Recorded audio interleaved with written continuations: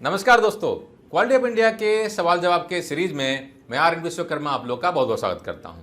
दोस्तों, इस सीरीज में हम हमारे सब्सक्राइबर, हमारे व्यूअर्स, हमारे स्टूडेंट्स के सवालों को लेके हम उनके जवाब देने की कोशिश करते हैं। तो इस प्रोग्राम में हमारा जो सवाल है, हमारे एक सब्सक्राइबर से आया हुआ है और सवाल को देखने पे ऐसा लग रहा है कि सवाल जो है शायद उनको इंटरव्यू में पूछा गया था। सवाल जो है कि what is quality objective of your company and what is your plan to achieve them, यानी कि आपकी कंपनी का क्वालिटी ऑब्जेक्टिव्स क्या है और आपकी कंपनी उसको अचीव करने के लिए क्या कर रही है।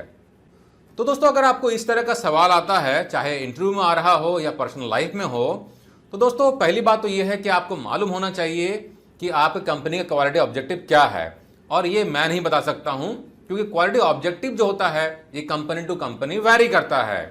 तो आपको जानना चाहिए कि आपकी कंपनी का ऑब्जेक्टिव क्या है। वैसे अगर ब्रॉड लेवल में बात करें तो कुछ टिपिकल क्वालिटी के ऑब्जेक्टिव्स जो होते हैं मेजॉरिटी ऑर्गेनाइजेशंस में फॉलो किए जाते हैं, जैसे कि for example reduction in customer complain, reduction in cost of poor quality या cost of quality, reduction in internal failure या internal rejection, reduction in internal defect rate या reduction in internal rework rate.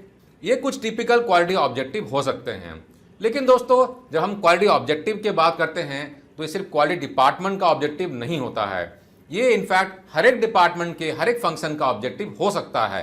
तो ये आपको जानना पड़ेगा कि जो इंटरव्यूअर है वो उसका इंटेंशन क्या है।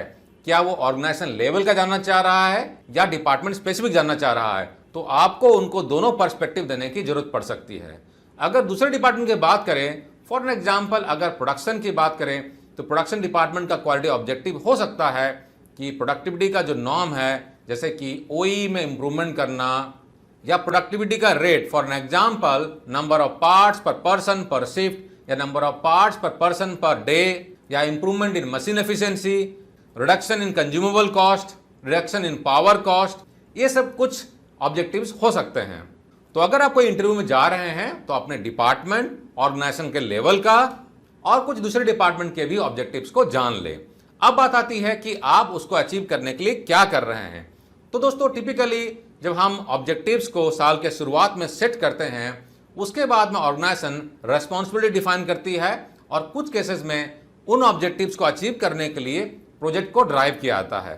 तो आप चाहें तो एक्सप्लेन कर सकते हैं कि हमने इस ऑब्जेक्टिव को अचीव करने के लिए हमने प्रोजेक्ट बनाया हुआ है, जिसमें कि हमने टीम लीडर बनाया हुआ, टीम मेंबर बनाया हुआ है और उस बड़े ऑब्जेक्टिव को हमने छोटे छोटे पार्ट में ब्रेक कर दिया है।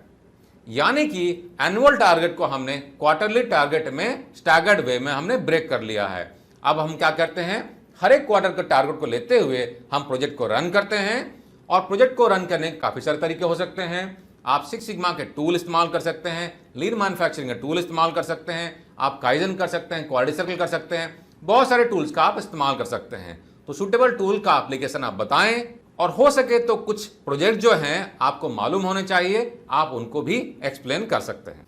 तो दोस्तों, मैं आशा करता हूं कि हमारे सब्सक्राइबर का क्वेश्चंस का आंसर मिल गया होगा। तो अगर आपके भी कुछ सवाल हैं तो कमेंट सेक्शन में लिखना ना भूलें।